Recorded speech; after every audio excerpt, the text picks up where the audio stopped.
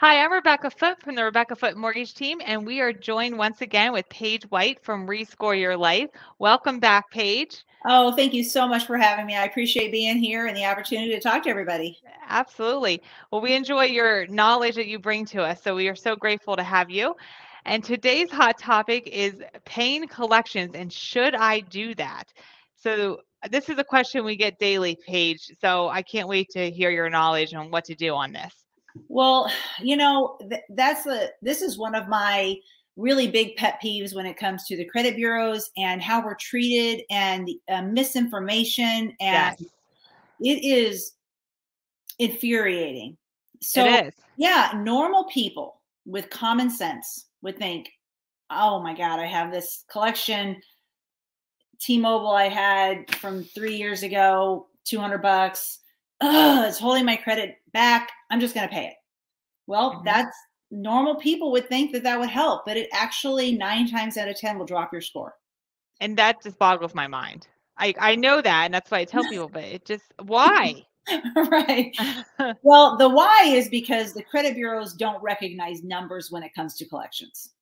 So there's no difference between a $0 paid collection and a $10,000 outstanding collection. Now I'm talking about when it comes to scores. I'm not talking about when it comes to loans, right? Okay. But when it comes to scores, they're not paying attention to that amount. What they're paying attention to is the date of last activity and how many collections you have. So if you have a $200 T-Mobile from 3 years ago, for instance, Mhm. it's 3 years old and it's only going to stay on your credit report for 7 years. So you've already aged out 3 years. You only have 4 to go. So it hurts less. If you go and pay it, the date of last activity is today. Yes. And it will now show up on your credit report as a brand new $0 paid collection and stay on there 7 more years. And it hurts, so it hurts you. It It hurts you. absolutely, because Yeah. it recognizes that you have a new collection. It doesn't know you. It doesn't know anything about you. It's information. It's an algorithm. So you have just adjusted the algorithm Yeah. to connect that you have a new collection and your scores will drop. So are And you people better to are just not devastated. pay this? So here's the thing. This is a slippery slope, right? Do I tell you not to pay your bills? No, I'm never going to tell you not to pay your bills. What I will tell you is if you choose to pay your bill, you're likely going to drop your credit score. So you're going to have to make that decision. And the reason why I say make that decision is, okay, first off, if you're getting sued, you 100% have to pay that debt and pay it as soon as possible so it doesn't Mhm. turn into a judgment. No ifs, ands, or but, it has to be paid unless you want to fight it in court, and you can certainly do that.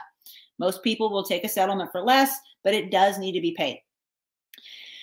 But let's say you have a client and they have 10 negative items and you send them to us and we get 7 of those 10 off, right? Mhm. And they have 3 left. And they're a couple $50 medical collections and we still can't get rid of that dang $200 T-Mobile. Yes. But their scores are good. Those aren't going to keep them from a home loan. No. So why would you pay? Why wouldn't you just let them eventually fall off? Right? So Yep. I'm not going to tell you not to pay them. I'm just going to tell you here's what's going to happen if you do pay them. Mhm. So, and the reality is that I'll never forget last year we went to a thing. It's called Credit Con, and there's a bunch of credit experts. And so us as a credit repair company, there's hundreds of us in the room. And there was some gentleman, I can't remember what organization he was from, but he was talking about, we were like kind of getting into it with him about paying. Why are people being punished for paying their collections? And the audacity of this guy is like, well, they should just pay their bills. Okay. First off, they may not even be their debt. There might be misinformation or ID theft or whatever. Here's another little tidbit of information that veterans that medical collections should not report on a veteran's credit report. And Really? so, yeah, because they have, certain TRICARE or whatever. And so, Mhm. and they have certain rights that the medical collections aren't supposed to be reporting. And so I argue with this guy about, why are they punished for this? when, like, for instance, a veteran shouldn't be punished. Or I use another really good example about somebody that has a cancer. Let's say you have a person that husband and wife, and the wife get cancer, so she can't work. He has to take care of her, so he has to lessen his work. So now they have tons of medical collections on their credit report. So now they're going to be punished forever and ever. Now let's say they go out and yay, she's cancer free. Praise God. Now she's back at work. They're both back at work. They're trying to they want to pay this debt. They have the money, and now they're going to get punished. Yeah. They're paying all this debt. That's not fair. Not right. So it's frustrating. So our goal obviously is to get the negative removed for them. If you have somebody also, Rebecca, and I know we've probably talked about this in the past, but has like maybe one or two smaller collections, we work with hundreds of different companies that'll do what's called a pay to delete, meaning that if they go through our legal team and pay the debt off, we can get it removed completely off of there. Not every company will do that. Some companies will say, oh, absolutely, Mrs. Foote, once you pay this debt, we'll update your credit report. Update. They didn't say delete. They said update. So your perception is they told you, you asked for it to be deleted. They said, yes, we will update your credit report. Your perception is they agreed to what you said, but that's not what happened. Yeah. I see what you're saying. So you have to be very careful. If somebody does have a smaller debt and they do want to try to pay to delete on their own, we encourage that.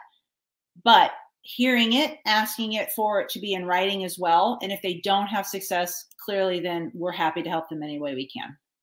So yeah, craziness. Wow. That's amazing.